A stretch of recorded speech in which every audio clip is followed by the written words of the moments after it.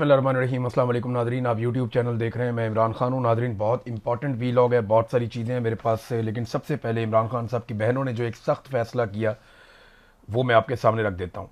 इमरान खान साहब की बहनों ने बिलाखिर वो फैसला किया जो बड़ा मुश्किल था। उन्होंने कहा जी कि अगले हफ्ते से हम अकेली आएंगी, किसी को यहाँ पर आने की ज़रूरत नहीं है। क्योंकि कई मरतबा उन्होंने कारकुनों को कहा और पाकिस्तान तहरीक इंसाफ की लीडरशिप को कहा कि 10,000 20,000 बंदा यहाँ पे पहुँचेगा तो दबाव बनेगा, लेकिन इतने बंदे पहुंचे नहीं, एक दफ़ा भी नहीं पहुंचे। हाँ, लोग पहुंचे ज़रूर, चंद हज़ार पहुंच जाते हैं, लेकिन बहुत बड़ी तादाद में नहीं आए। और फिर उंगली कटा के शहीदों में नाम लिखवा लेते हैं लोग। मिसाल के तौर पे वहाँ पे लोग आते हैं, फ़ोटो सेशन करते हैं, तस्वीरें इकट्ठी करते हैं। बेशुमार लोग हमें वीडियोस भेजते हैं, जनाब देखें जब हम गए हुए थे अडियाला जेल, और वहाँ बाहर एक पिकनिक बना के तस्वीरें बना के वापस आ जाते हैं। तो हर दफ़ा कोई नया ग्रुप चला जाता है, तो बारी बारी जाते हैं, अपनी तस्वीरें बनाते हैं और वहाँ से निकल आते हैं। लेकिन इससे इमरान खान साहब की रिहाई का कोई फ़ायदा नहीं हो रहा था। तो इमरान खान की बहनों ने कहा जी अब आप यहाँ पे आना छोड़ दें, हमें बहनों को किसी की ज़रूरत नहीं है, इन्होंने हमारी मुलाकात तो करवानी नहीं, तो हम यहाँ पे आ जाया करेंगे और आके हम यहाँ पे एहतजाज करेंगे, धरना देंगे, बैठ के हम चले जाएंगे। आप यहाँ पे ना आए, बल्कि आप इमरान खान साहब के अहकामात को फॉलो करें। जो इमरान खान ने कहा था हम उसको दोबारा ट्वीट करवाना शुरू करेंगे, यानी वही चीज़ें जो इमरान खान साहब के ट्विटर अकाउंट से पहले ट्वीट की जा चुकी हैं, जो अहकामात इमरान खान साहब ने दिए थे कि मेरी कैद तन्हाई की सूरत में क्या करना है और स्ट्रीट मूवमेंट कैसे चलानी है, किस तरह का एहतजाज करना है, ड्रोन हमलों के बारे में इमरान खान की क्या राय थी, खैबर पख्तूनख्वा में ऑपरेशन के बारे में इमरान खान की क्या राय थी, और अफ़गानिस्तान के हवाले से इमरान खान साहब क्या कहते थे, मौजूदा हुकूमत और उसकी लिजिटमेसी के बारे में इमरान खान की क्या राय थी। तो वो तमाम चीज़ें जिन्हें पाकिस्तान तहरीक इंसाफ की क़यादत भुला चुकी है, वो इमरान खान साहब की बहनों ने कहा कि इमरान खान साहब के ट्विटर अकाउंट से उन्हें अब बारी बारी दोबारा शेयर किया जाएगा और ये सिलसिला अब शुरू हो जाएगा। तो वो जो एक कुछ लोग आ जाते थे, वहाँ पे आके एक मेला सा लग जाता था अडियाला के बाहर, जिसका कोई फ़ायदा नहीं हुआ, कोई दबाव नहीं पड़ा, उसको उन्होंने ख़त्म करने का ऐलान कर दिया। और अब स्ट्रीट मूवमेंट की तरफ, क्योंकि सुहेल अफरीदी को कहा था स्ट्रीट मूवमेंट करें और जुनैद अकबर को कहा था कि आप कमेटियों को छोड़ें और जाकर तंजीम साजी करें। तो अब तक की इतला के मुताबिक ना तो तंजीम साजी मुकम्मल हुई है और ना ही स्ट्रीट मूवमेंट के लिए कोई फोर्स बनाई गई है। यानी खैबर पख्तूनख्वा की जो पाकिस्तान तहरीक इंसाफ है, उन्होंने जो ऐलान किया वो मैं हैरान हो गया उसको पढ़ के। यानी उन्होंने ऐलान किया पाकिस्तान तहरीक इंसाफ ने कि हमने जो स्ट्रीट मूवमेंट के लिए या जो इमरान खान साहब की रिहाई के लिए एक फोर्स हम बना रहे थे, उसके लिए हमने 60,000 कारकुनान ने अभी तक रजिस्ट्रेशन करवाई है। इनको ये 60,000 का फिगर बोलते हुए शर्म भी नहीं आई। 60,000 बेशक बहुत बड़ी तादाद है, लेकिन पाकिस्तान तहरीक इंसाफ के लिए नहीं है। यानी 60,000 का फिगर अगर देती MQM तो अच्छी बात थी, 60,000 का फिगर अगर देती कोई और छोटी सी पॉलिटिकल पार्टी तो वो भी अच्छी बात थी। अगर जमात इस्लामी भी होती तो वो अब तक 2-3 लाख का फिगर दे चुकी होती। इसमें कभी संजीदगी दिखाई नहीं गई। एक एक MPA ने 60-60 हज़ार वोट लिया हुआ है, एक एक MNA ने 1-1 लाख से जायद वोट लिया हुआ है। जिस सूबे में इतने बड़े पैमाने पर वोट पड़े कि बगैर मखसूस नशस्तों के 2/3 अक्सरियत पाकिस्तान तहरीक इंसाफ के पास आ गई, उस सूबे में 60,000 नौजवानों का क्लेम करना ये बहुत शर्मिंदगी वाली बात है। देखिए, इसमें मैंने आपको पहले कई मरतबा कहा कि इमरान खान साहब की रिहाई के लिए जो भी एक तंजीम बनाई गई है या फोर्स बनाई गई है, उसके लिए कोशिश की नहीं गई। कोशिश ये होती है जो इमरान खान ने कहा था कि स्ट्रीट मूवमेंट चलाएं, हर गली में, हर मोहल्ले में, हर चौराहे में। 60,000 इन्होंने बंदा रजिस्टर्ड किया है, 60,000 तो मकामात होने चाहिए थे जहां पर रजिस्ट्रेशन हो रही है, और अब तक तो 10-15 लाख नौजवान कम से कम साथ होना चाहिए था इस तंजीम के। लेकिन इस पर तवज्जो दी नहीं। 1-2 दफ़ा इसके बारे में बात की, फिर दोबारा बात करना बंद कर दी पाकिस्तान तहरीक इंसाफ ने, इस पर बोले ही नहीं। क्योंकि तहरीक इंसाफ या खैबर पख्तूनख्वा की हुकूमत की तवज्जो इमरान खान की रिहाई से ज़्यादा इन चीज़ों की तरफ थी जिन चीज़ों पर मीडिया निशानदेही कर रहा है। बहरहाल पाकिस्तान तहरीक इंसाफ ने कहा जी हमने ऐसा कुछ नहीं किया। तहरीक इंसाफ ने अपनी सफाई पेश की है, और सफाई पेश करते हुए वो ये कहते हैं कि हमने ऐसा कुछ नहीं किया, हम आइन और कानून के तहत सारा कुछ कर रहे हैं, और जो भी हमारे इस्तेहकाक या हमने जो फ़ायदे लिए हैं या खैबर पख्तूनख्वा की असम्बली ने, ये सारी चीज़ें पुरानी हैं, ज़्यादातर चीज़ें पुरानी हैं, बिल्कुल थोड़ी सी चीज़ें नई हैं। और साथ उन्होंने ये भी कहा कि 99% चीज़ें पुरानी हैं, हमने तो सिर्फ कुछ चीज़ों को तब्दील किया है। ब्लू पासपोर्ट के हवाले से भी तासुर गलत है कि कोई नई सहूलत फराम की गई है, ये बाकी सूबों को ये सहूलत हासिल है, तो हम चाहते हैं कि उसको सेनेटर्स और कौमी असम्बली के अरकान की तरह कर दिया जाए। और ये हर दौर में कहा जाता रहा है, हर दौर में बार बार ऐसी करारदातें आती रही हैं, तो ये पहली मरतबा नहीं आई। असला लाइसेंस के बारे में भी उन्होंने सफाई पेश की। रेस्ट हाउसेज में क़याम के मुतालिक उन्होंने कहा जी ये तो पहले से इजाज़त है और बाकी चीज़ों में भी पहले से इजाज़त मौजूद है। तो हमने कुछ भी नया नहीं किया। खैबर पख्तूनख्वा असेंबली शफाफियत, आईनी बालादस्ती और अवामी मफाद के उसूलों के तहत अपनी आईनी जिम्मेदारियां अदा करती रहेगी। लेकिन नहीं, जो मौक़िफ़ दिया ना 3 सहाफ़ियों ने, मुझे उसमें बड़ी जान नजर आई। अहमद वड़ाइस साहब, उन्होंने इसको बहुत अच्छा रिपोर्ट किया। मोहम्मद फ़हीम साहब, बड़ा शानदार रिपोर्ट किया। और किस्मत खान ने बहुत अच्छे सवाल उठाए। देखिए, पहला सवाल तो ये बनता है, जो ये बार बार कहते हैं कि जनाब हमने कोई भी तब्दीली नहीं लाए, तो 5 तब्दीलियां तो मैं आपको पिछले वीलॉग में बता चुका हूं, और ये बाकायदा अब मीडिया की जीनत बनी है। नंबर 1, वो कहते हैं जी कि जो बीवियां हैं अरकान असम्बली के, उन्हें जो है वो ताहयात असम्बली कार्ड मिलेगा, जैसे ID कार्ड होता है, और उसकी बड़ी इज्जत की जाएगी। नंबर 2, उन्होंने कहा जी एयरपोर्ट पर VIP लॉन्च इनको मिलेंगे, वफाकी कानून के तहत ऑफिशियल पासपोर्ट इनको दिए जाएं, ताहयात दिए जाएं। ताहयात, जो जब से आसिम मुनीर साहब को ताहयात इस्तिस्ना मिला है ना, या ताहयात फील्ड मार्शल वो बने हैं, तब से ताहयात का लफ्ज़ बड़ा पसंद आ गया सबको। सरकारी अफसरान की तरह इनको क्लब की मेंबरशिप भी चाहिए, और ज़ाती गाड़ियों के शीशे काले करने हैं। साथ ही साथ ये जो 4 लाइसेंस इनको असले के मिलते थे, उनको 8 लाइसेंस करार दिया गया। उसमें खैबर पख्तूनख्वा की हुकूमत कहती है जनाब वो हमारी मजबूरी थी, क्योंकि सिक्योरिटी के मामला बड़े संजीदा हैं। लेकिन जो अहम सवाल आते हैं ना, वो फिर अपनी जगह पे मौजूद है। देखिए, अगर ये शफाफियत थी और ये कवानीन बड़े शफाफ तरीके से लाए गए थे, तो चंद सवालात जो हैं वो जन्म पा चुके हैं। नंबर 1, अगर ये कानून 30 अप्रैल 2026 को असेंबली ने मंजूर किया था, तो 6 मई 2026 को उसे गवर्नर ने मंजूरी दे दी, और 7 मई को उसे सरकारी गजट में शाया कर दिया गया था। तो उसे सूबाई असेंबली की ऑफिशियल वेबसाइट पर मंजूर शुदा कवानीन की फहरिस्त में क्यों शाया नहीं किया गया? इसको छुपाया क्यों गया? अगर तो ये कानून पास करवाना था, तो ये कानून शाया क्यों नहीं किया गया? इसे मंजूर शुदा कवानीन की फहरिस्त में क्यों नहीं डाला गया? और इस कानून का सरकारी और मुस्तनद मुसवदा अवाम की तस्दीक के लिए बाकी कवानीन में क्यों मौजूद नहीं था? यानी अगर आप एक कानून पास कर रहे हैं और छुपा के पास कर रहे हैं, तो उससे शको शुबा पैदा हो जाता है ना। जैसे पंजाब हुकूमत ने क्या किया, उन्होंने जहाज खरीदा, लेकिन उन्होंने इतने गंदे तरीके से हैंडल किया कि वो उनकी छेड़ बन गया जहाज। अब वो परेशान है। यानी वो कहते थे कभी हम जनाब इस वजह से खरीद रहे हैं, कभी कहते हैं इस वजह से खरीद रहे हैं। वो बहानेबाजियां कर करके उन्होंने जहाज को अपनी छेड़ बना लिया। वैसे खरीदना तो नहीं चाहिए था। इसी तरह इन्होंने जितना छुपाया इस कानून साजी को, उससे ये सूरत हाल पैदा हो गई है। फिर एक और जो चीज उठी वो ये है कि कोई भी रुकन असेंबली होगा जिसको लगेगा उसका इस्तेहकाक मजरू हो गया है, तो उस पर कार्रवाई के लिए एक जुडिशल कमेटी कायम की जाएगी असेंबली के अंदर। यह कमेटी असेंबली के इस्तेहकाक से मुतालिक जराइम पर फैसला करने और सजाएं सुनाने का इख्तियार रखती होगी। ये किया जाएगा। कानून के मुताबिक पहले कमेटी जायजा लेगी कि आया किसी शख्स ने असेंबली, इसकी कमेटी या इसके किसी रुकन का इस्तेहकाक की खिलाफ वर्जी की है या नहीं। अगर खिलाफ वर्जी हुई है तो मामला जुडिशल कमेटी को भिजवा दिया जाएगा। जुडिशल कमेटी को गवाहों को तलब करने, रिकॉर्ड मंगवाने, हलफ लेने और कार्रवाइयां चलाने के इख्तियारात जैसे जजों को हासिल होते हैं वैसे उनको हासिल होंगे। और कमेटी की जानिब से सुनाई गई सजा पर अमल दरामद भी अदालती निजाम के जरिए किया जाएगा। कानून के मुताबिक जो शख्स जुडिशल कमेटी के फैसले से मुतासिर हो, वो अपील स्पीकर असेंबली के पास दायर कर सकेगा, और स्पीकर का फैसला हतमी होगा। यानी किसी भी जगह या किसी अदालत में इसके खिलाफ अपील नहीं की जा सकेगी। अब ये क्या है? ये खैबर पख्तूनख्वा में हो रहा है नाजरीन, कहीं और नहीं हो रहा। और इमरान खान की रिहाई के लिए इन्होंने अभी तक सिर्फ 60,000 कारकुनान इकट्ठे किए। देखिए, मैं आपको बताता हूं, कोई तवज्जो नहीं है इमरान खान की रिहाई पे। मैं आपको सच बता रहा हूं। ये सिर्फ इक्तदार के भूखे लोग हैं और इक्तदार में आकर बैठ गए। अगर इमरान खान की रिहाई पे तवज्जो होती ना, तो इन्होंने आते ही जो सबसे पहला वादा किया था वो क्या किया था, याद है आपको? इन्होंने कहा था कि हम वो जो कानून पाकिस्तान की फौज को ये इख्तियार देता है कि वो हमसे पूछे बगैर खैबर पख्तूनख्वा पे ऑपरेशन करे, वो कानून हम आते ही खत्म कर देंगे और उसके लिए हम कोशिश करेंगे। लेकिन 1 टके की कोशिश नहीं की गई। सिर्फ उस मामले को अदालत में फंसा दिया गया ताकि जब भी कोई पूछे तो हम कहेंगे जनाब वो तो हमने कोशिश की है लेकिन वो हो नहीं रहा। भाई, आपके पास 2/3 अक्सरियत है, आपके पास सूबाई असेंबली में अक्सरियत है। आप उसके मुकाबले में एक और कानून लाकर उसे खत्म कर सकते हैं। आपको जरूरत ही नहीं है अदालत में जाने की। Action in aid civil power का कानून था, तो action in aid civil power जो कानून है, आते ही सुहेल अफरीदी ने ऐलान किया था मैं इसको खत्म करूंगा। गंडापुर ने भी कहा था मैं इसको खत्म करूंगा, लेकिन दोनों ने इसको खत्म नहीं किया। वो कानून आज भी मौजूद है।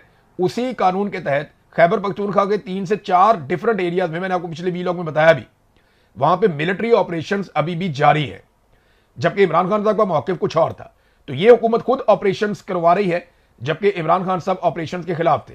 अभी ड्रोन हमले 74% ज्यादा हो गए हैं, जबकि इमरान खान साहब ड्रोन हमलों के खिलाफ थे। उन्होंने कहा था FIR दो, इन्होंने अभी तक एक भी एफआईआर नहीं दी। तो ये चीजें साबित करती हैं कि इन लोगों को इमरान खान का हुक्म या इमरान खान साहब की जो पॉलिसी है उससे ज्यादा अपना इक्तदार अजीज है, और ये इक्तदार से बाहर देखने के लिए बिल्कुल भी तैयार नहीं है।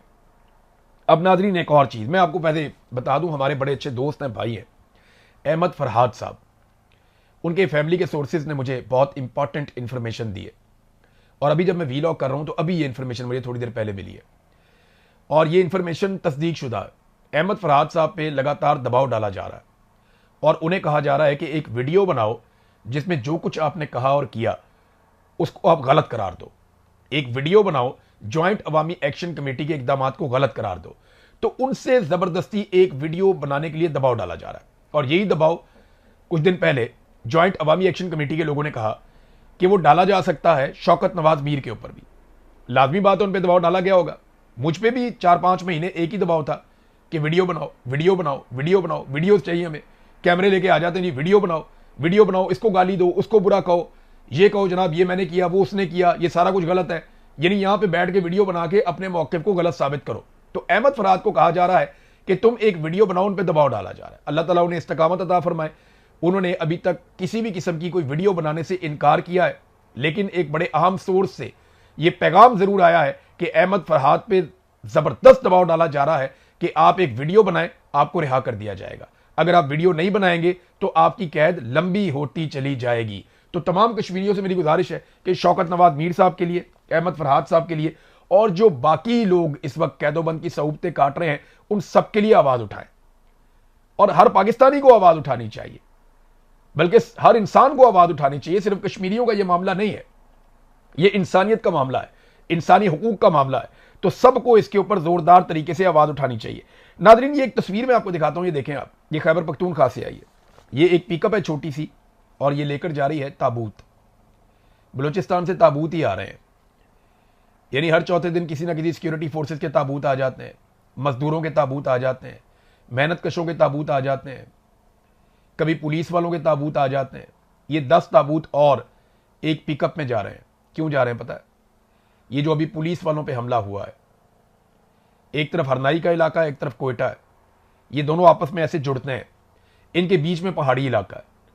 अब ये जो अटैक हुआ है इस मर्तबा, ये जो मुसल्ला जत्थों ने अटैक किया पुलिस के ऊपर एक दिन पहले कोयटा में, ये बड़ा खौफनाक हमला था। कई घंटों तक लड़ाई जारी रही है। अब इस लड़ाई के जो ऐनी शाहिदीन है, उन्होंने मुझे क्या बताया, ये सुने आपके रोंगटे खड़े हो जाएंगे।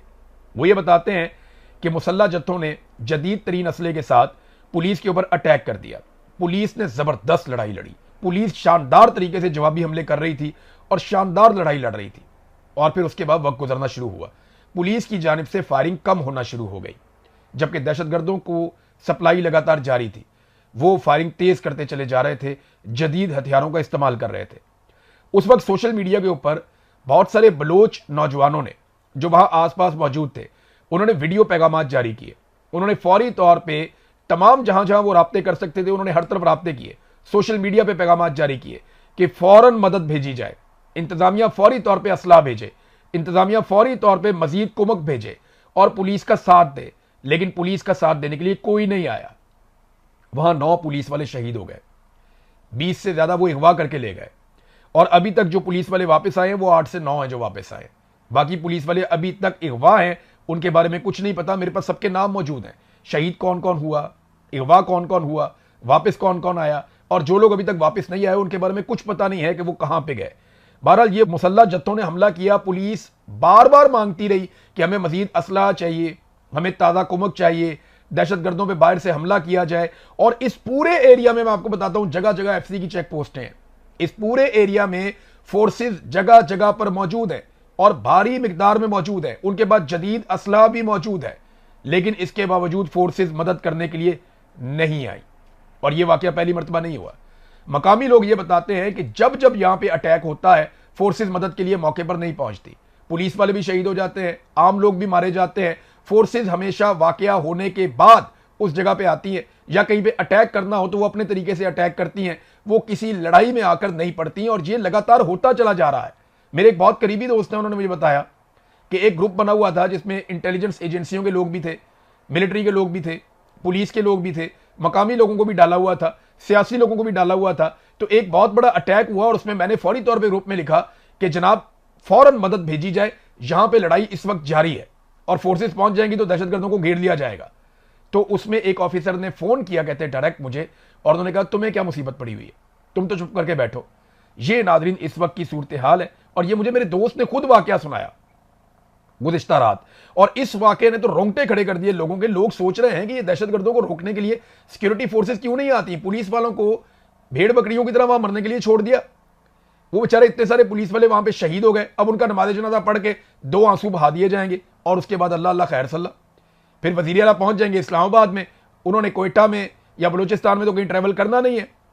तो नादरीन ने एक और चीज बहुत अजीब मैं आपको बताता हूं, ये जो हरनाई और कोयटा है, इसके बीच के जो पहाड़ी इलाके हैं, ये निस्बतन कोयटा कैंट के करीब है। इनके बीच में मुझे कई सोर्सेज ने यह बात बताई है कि मुसल्ला जत्थे बहुत बड़ी तादाद में मौजूद हैं और यहां पे नकलो हरकत लगातार देखी जाती है।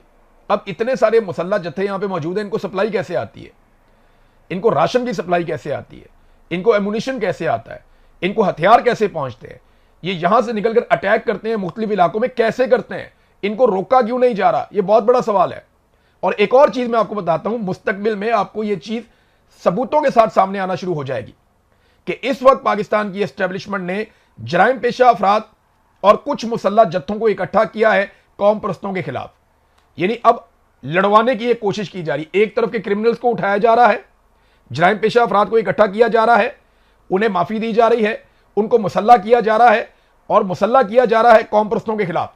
ये एक नई लड़ाई को जन्म देने जा रहे हैं, सिर्फ इसलिए कि एक दुश्मन को मारने के लिए दूसरे दुश्मन को तगड़ा करो, कल ये तगड़ा हो जाएगा, ये भी आपके गले पड़ जाएगा।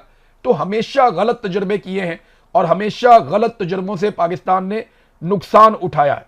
एक मरतबा फिर वही सारा खेल खेला जा रहा है जो हमेशा हमने पाकिस्तान में होता हुआ देखा है। अब नाजरीन एक और खबर है, आसिम मुनीर साहब की लगातार ब्रांडिंग की जा रही है। अभी एक ट्रेंड चलाया गया कि उम्मत मुस्लिमा के लीडर के तौर पे, और इसमें कुछ साबिक जर्नैल, कुछ बहुत सारे रिटायर फौजी ऑफिसर, उनको शामिल किया गया है। अभी क्योंकि एस्टेब्लिशमेंट ने भी अपनी अच्छी खासी प्रेजेंस बना ली है पेड सोशल मीडिया अकाउंट्स की, और बहुत सारे बेचारे लोग जिनको सोशल मीडिया की अलिफ बे का भी नहीं पता, उन्हें भी अकाउंट बनाकर दे दिए गए और उनकी सिर्फ ड्यूटी है कि रीट्वीट कर दिया करो, या जुमले उनको दे दिए जाते हैं कि बस ये लिखकर ट्वीट करते चले जाओ, या कई लोग बेचारे उनको गालम गलोच की ड्यूटी लगाई गई है। तो वो अब एस्टेब्लिशमेंट के करने का ये काम नहीं था, लेकिन ये घटिया काम भी इसके अंदर भी वो पड़ गए, क्योंकि एक सियासी जमात की तरह वो डील करते हैं ना, तो वो आ गए नादरीन, इस मामले के अंदर भी कूद गए। और अब जनाब ट्रेंड चलाया जा रहा है, आसिम मुनीर साहब की ब्रांडिंग की जा रही है उम्मत मुस्लिमा के लीडर के तौर पे। हालांकि वो कौन है, एक सरकारी मुलाजिम, वो एक दिन रिटायर हो जाएंगे और फिर पाकिस्तानियों को उम्मत मुस्लिमा का एक नया लीडर मिल जाएगा। ताहिर अशरफी साहब जो है ना, इन जैसे लोगों को आसिम मुनीर साहब की रिटायरमेंट के बाद आलम इस्लाम का एक नया रहबर मिल जाएगा। और ये हमेशा होता रहा है, पहले जनरल बाजुआ के जूते पॉलिश करते थे, अब आसिम मुनीर के जूते पॉलिश करते हैं, और इनके बाद जो आएगा उसके जूते पॉलिश करेंगे। ये चलता चला आ रहा है। देखिए लीडर कौन होता है, रहबर कौन होता है, जिसने सस्टेन करना होता है। मुलाजिम कभी भी लीडर नहीं होता, वो तो मुलाजिम होता है बेचारा, नौकरी पेशा, उसको तो तनख्वाह मिलती है हर महीने काम करने के लिए, वो अपने बच्चों को खाना खिलाता है तनख्वाह लेने के बाद, वो अपनी फैमिली के अखराजात पूरे करता है, बच्चों को तालीम दिलवाता है, वो अपना घर बनाता है, वो अपनी जिंदगी की गाड़ी चलाता है तनख्वाह लेकर। तो सरकारी मुलाजिम कभी भी ऐसा लीडर नहीं होता कि वो कौमों की नुमाइंदगी करे किसी जगह पे जाके, वो लीडर ही होते हैं और वो इन चीजों से बाहर होते हैं, उनको इस्तिस्ना होता है इन चीजों से। सरकारी मुलाजिम को नहीं होता, उसने रिटायर होना है एक दिन। जब सरकारी मुलाजिम रिटायर होता है तो उसकी जगह दूसरा आ जाता है उस कुर्सी के ऊपर, उसके बाद वो रहबर बन जाता है, वो लीडर बन जाता है, वो रहनुमा बन जाता है पाकिस्तान जैसे मुल्कों में। तो ये बड़े लंबे अरसे से इसी तरह का खेल चला जा रहा है। अब देखें ना, जिस चीज में हाथ डाला उस चीज को खराब कर दिया। पीआईए तो बेच दी थी, अब पाकिस्तान के 3 बड़े एयरपोर्ट्स बेचने की भी तैयारी हो रही है। ये देखें आप कौन कौन से एयरपोर्ट हैं, लाहौर का, कराची का और इस्लामाबाद का। 3 ही बड़े एयरपोर्ट हैं पाकिस्तान के जो इंटरनेशनल एयरपोर्ट्स हैं, बड़े बड़े। तीनों एयरपोर्ट्स को बेचने की तैयारी है और निजकारी प्रोग्राम के अंदर इनको शामिल कर दिया गया। एयरपोर्ट भी बेच दो, मोटरवेज भी बेच दो, कोई चीज रह ना जाए इस मुल्क में, पाकिस्तानियों का कोई एसेट ना रह जाए। कर्जा इन्होंने इतना चढ़ाया, इतना चढ़ाया, इतना कर्जा पाकिस्तानियों ने 75 साल में नहीं लिया जितना इन्होंने 4 सालों के अंदर ले लिया। उससे ज्यादा कर्जा ये अब ले चुके हैं और हर दिन ये लगभग 20 अरब रुपया पाकिस्तान के ऊपर मजीद कर्जा चढ़ा देते हैं। हर गुजरते सेकंड के साथ पाकिस्तान पे कर्जा चढ़ता चला जा रहा है, चढ़ता चला जा रहा है। आम आदमी पाकिस्तान का मकरूद होता चला जा रहा है और इन्हें किसी बात की फिक्र नहीं है। पाकिस्तान ने जितना सूद अदा करना होता है ना 1 साल के अंदर, वही पाकिस्तान नहीं उतार सकता, तो पाकिस्तान कर्जा कैसे उतारेगा। बहरहाल ये सारा कुछ पाकिस्तान की मिलिट्री एस्टेब्लिशमेंट के अजीबो गरीब फैसलों के नतीजे में हो रहा है और हम इन फैसलों को तब तक भुगतेंगे जब तक इन फैसलों के खिलाफ हम खड़े नहीं होंगे। अब तक के लिए इतनी, अपना ख्याल रखिएगा, अपने चैनल का भी। अल्लाह हाफिज़।